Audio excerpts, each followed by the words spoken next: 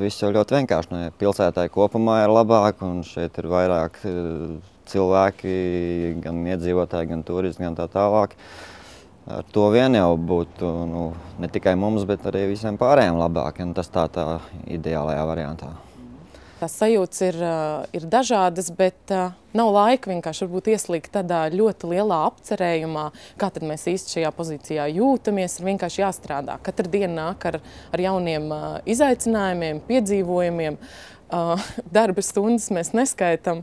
Es kādreiz kolēģiem pajautāju, šodien ir kura diena, otra diena, svētdiena, patiesībā viss viens, jo process, kā mēs pilsētā jau redzam, vai rīdzinieki var skatīties livestream kamerās, būvniecības process neapstājas tikai tāpēc, ka ir sitis 6 vai ir pienākusi sestdiena vai svētdiena. Tā kā tas ir nemitīgs tāds attīstības process. Liepāja varbūt nav tā lielākā province, bet viņa ir ārpus Rīgas, un manuprāt, ļoti daudz cilvēku Latvijā uzskata, ka viss sākās Liepājā, bet sākās Rīgā. Un es gribu pierādīt to, ka viss sākās tur, kur tu esi tajā brīdī. Un nav svarīgi, vai tu esi Liepājā, Ventspilī vai Kuldīgā vai mazā ciematiņā, kur 1000 iedzīvotāji, ka viss sākās no tevīm. Un tāpēc es par visām varītēm cīnos pret to, lai tās lietas neaiziet uz Rīgu un sāktos šeit no Liepājas. Un citas lietas, iespējams, varbūt sāksies no citas vietas.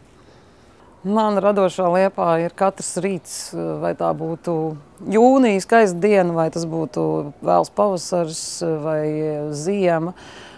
Patiesībā radošums, manuprāt, piemīt jebkuram cilvēkam, pat ja viņš nedomā, ka viņš tāds ir, jo radošums ir cēlies no vārda radīt, mēs radam elpojot, mēs radam savu dzīvi, tur var ļoti filozofiski, un līdz ar to man ir ļoti grūti pateikt, kur ir mana radošā Liepāja, kur viņa sāks vai kur viņa beidzas, viņa nekur nesāks un nebeidzas, viņa vienkārši tāda ir. Vienkārši tāda ir. Arī šajā mirklī un tajā, kad es guļu, tad, kad es rādu liels koncertu uzvedumus vai mazus dziesmnieku pasākumus vai rakstu savu dzejolīti, kuras nevienam nekad neparādīšu, tā radošā Liepāja ir tur. Es kaut ko mēģinu definēt, izslēgt ļoti daudz lietas, kā patiešām es to jūtu. Šobrīd, kas lielākoties skar cilvēku vienaldzību, tas ir ļoti aktuāli, un tas iespējams ir daudz aktuālāk un nekā citi žanri, bet jā, tas piedāvā daudz ko, nav jau tā tikai, kad ir tikai grūti, bet ar to arī vieglāk mūs saprot citur, jo tie smagie gabali ir tie, ar ko mēs braucam arī uz festivāliem, un kad mēs esam arī ārpus Latvijas kaut kur, un teātrim tas ļoti patīk. Aizmirst pēkšņi to rīkotāju nosaukumu, bet par konferenci Creative Subject vai teātrī. Ja? Ļoti labi, tas ir viens konkrēts piemērs, viens konkrēts pasākums.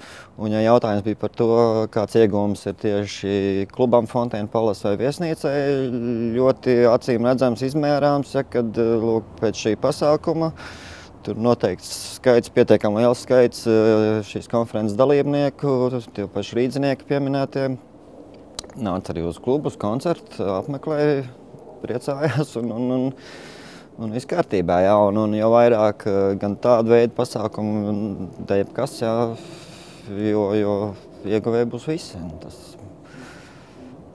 kaut kā tā. Ja tu man prasi personiski, tad tā atbilde ir nevis no dzintara es gaidu, bet es gaidu varbūt no sevis, ka kopā ar komandu mēs radīsim tādu vietu, kurā ļoti labi organiski pulcēsies, sākot no vismazākā liepainieka, kurš vēlēsies apgūt kvalitatīvu muzikālo izglītību, menedžmenta izglītību. Turpat lielais dzintars būs mājvieta orķestrantiem, un jau tam 3. līmenim šajā ēkā pulcēsies, brauks pasaules līmeņa, tiešām gribas teikt pasaules, Eiropas līmeņa mākslinieki. Tas nebūtu iedomājams tajā brīdī, kad es studēju muzikas vidusskolā vai mācījos bērnu skolā. Vispār tādas nopietni tādas ieceres nebija. Mēs vairs nestrādājam tikai ar Liepājas skatītāju vai ar Kurzemes skatītāju, bet mēs strādājam ar visu Latviju un pat ārpus Latvijas. Tā darīšana, tie ļaudis, tās enerģijas, tās fiziski izmērāmās, neizmēramās, viņas visas te ir. Un tas man arī nāk prātā, ja tu man prasi par to visu.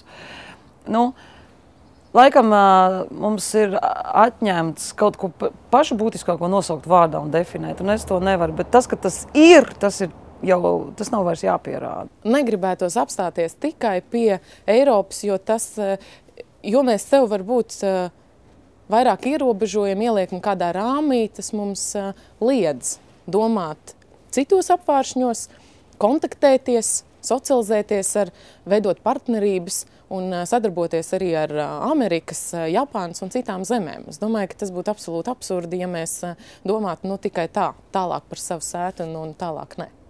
Šī mazā zāle teātrim vai arī kaut kādi jauni projekti, iespējams starptautiski teātrim ir tikai izaicinājums, un šogad mēs arī veidojam jaunu stratēģiju, kas tāpēc nākošais.